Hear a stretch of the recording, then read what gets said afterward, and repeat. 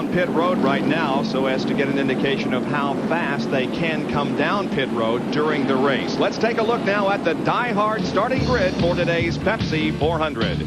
Sterling Marlin is on the pole, qualifying at 190.331 in the Maxwell House Coffee Ford. Outside, another Ford. Davey Allison in Hueytown, Alabama, the Haviland Ford, qualifying at 189.909. Second row is Harry Gant from Taylorsville, North Carolina, the Skull Bandit Oldsmobile, number 33. And then Jeff Bodine from Chemung, New York, and the Budweiser Ford, number 11. Row number 3, Bobby Hamilton from Nashville, in the Country Time Oldsmobile, number 68. And Lake Speed from Jackson, Mississippi, in the Trop Arctic Pontiac, car number 66.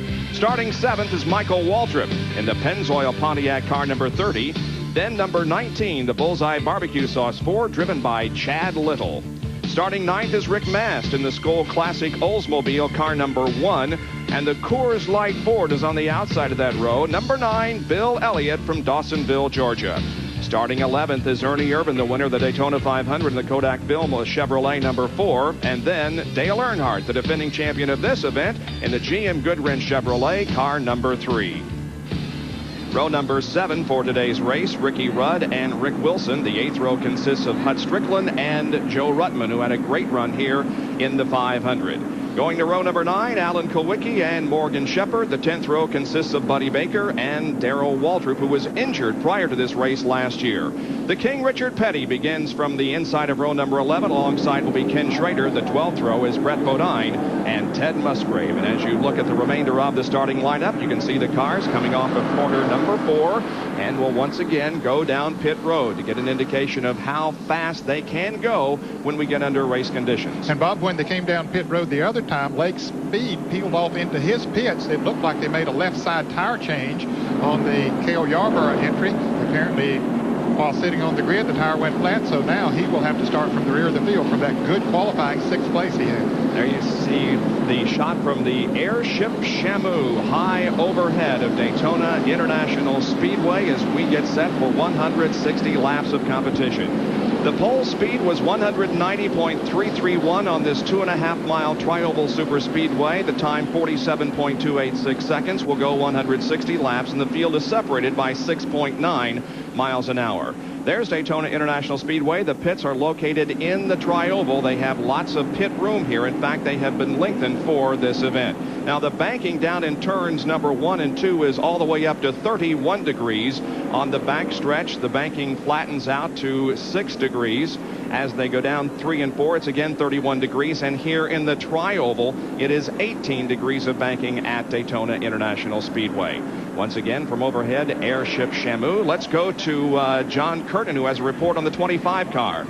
Well, Bob, the race hasn't even gotten underway, and already a slight problem for Ken Schrader. He can hear his crew on the radio, but they cannot hear him. So they're going to have to use hand signals to communicate back and forth. When he comes through the trial past the pits, he will hit the door with his hand if the car is loose. Now, if it's tight, he will hit the roof with his hand as he comes by the pits. There's some hand signaling going on down here in the pit area and on the track.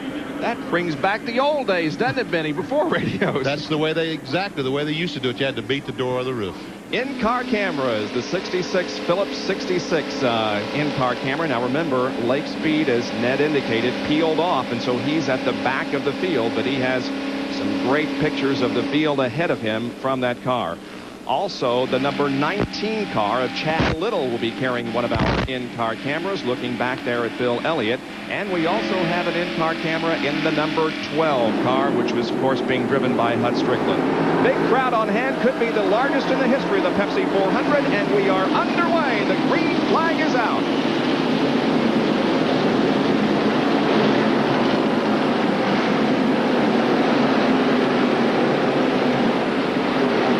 Doesn't look like it, but yes, the green flag is out. The car still side by side. Now Sterling Marlin has a little bit of an advantage over Davey Allison. They come off the 31 degrees of banking and head down the backstretch. That's Marlin leading Davey Allison. Everybody looking for a spot to get in the drafting line that will form early. That's Dale Earnhardt on the bottom of the racetrack, moving up. He doesn't need a drafting line, Bob. He just puts that thing as low to the track as he can get it down on the bottom and just motors right on by. Now, last year they had trouble at this point of the racetrack. Remember, they were 3 abreast last year. We see them back 2 abreast, but that shouldn't be any problem for these fellows. Cut Strickland in the blue car pull out down on the inside of Ricky Rudd. Rick Mast moved right ahead of him, so now we have a double file formation as they head for turn number 1, and that's from Hut Strickland's car as he goes in behind Darrell Waltrip and Ricky Rudd. There's Richard Petty up on the high side. On the low side is the 26 car of Brett Bodine. Stanley Smith back there. Here comes Jimmy Spencer moving up well on the low side of the racetrack. Making him 3 abreast, and there's Greg Saxon, the white 47 on the outside as Richard goes into the turn single file. They were running side by side there as we saw when we came onto this picture, and as a result they had gotten behind the cars up in front of them, had lost the draft. You can see the distance there between them. Here's the leader, Sterling Marlin, Davey Allison, and Jeff Bodine. 3 Fords up in the top 3 spots. Then Harry Gant, Bobby Hamilton, and Dale Earnhardt, who is trying to take that position away from Bobby Hamilton on the low side of the track. He has Ernie Irvan with him on the bottom, and they go by not only Hamilton, but also Harry Gant, who's caught on the high side. Looks like Earnhardt hasn't lost a thing from last February, Ned. Car looks awfully strong this early. Yes, it does. It handles so well down on the bottom of the racetrack. Remember in the Busch Clash, he started at the rear. When there's a lead change, Davey Allison trying to move around, Sterling Marlin and Jeff Bodine trying to go with him. I don't know if Jeff is going to go with him. I think he wants to get on the inside. They come out of turn number 4. Earnhardt drops in behind Jeff Bodine as Davey Allison will lead this lap. And Sterling Marlin drops all the way back to 5th position from the lead. Boy, it doesn't take long once you get out of line. What I was saying about Dale Earnhardt in the Busch Clash, in about 2 laps he came from the rear of, I think it was a 14-car field, and went back to the front. And so here he is on the move again early in this race. There's Marlin running on the top side of Chad Little. Now Chad Little seems to be hung out to the dry with no one to draft with. Bobby Hamilton's coming up behind, but Chad just doesn't have the momentum. That's Chad Little's in-car camera looking back on Michael Waltrip to your left and Bobby Hamilton on the right as they're side by side coming down through the tri-oval and completing lap number 4. Davey Allison still leads this event. I realize that looks like 30 miles per hour, but folks, really and truly, it's about 195 to 200 miles per hour. Battle for 3rd position there as Ernie Irvan got 3rd, and here comes Sterling Marlin for 4th as Jeff Bodine got up high on the racetrack and out of the drafting line.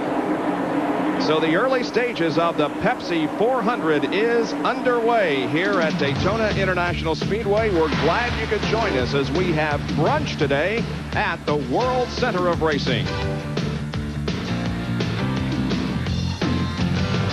Our Speed World coverage of the Pepsi 400 is being brought to you by Pepsi, the choice of a new generation. By Quaker State, the Big Q is one tough motor oil. Halfway challenge, the driver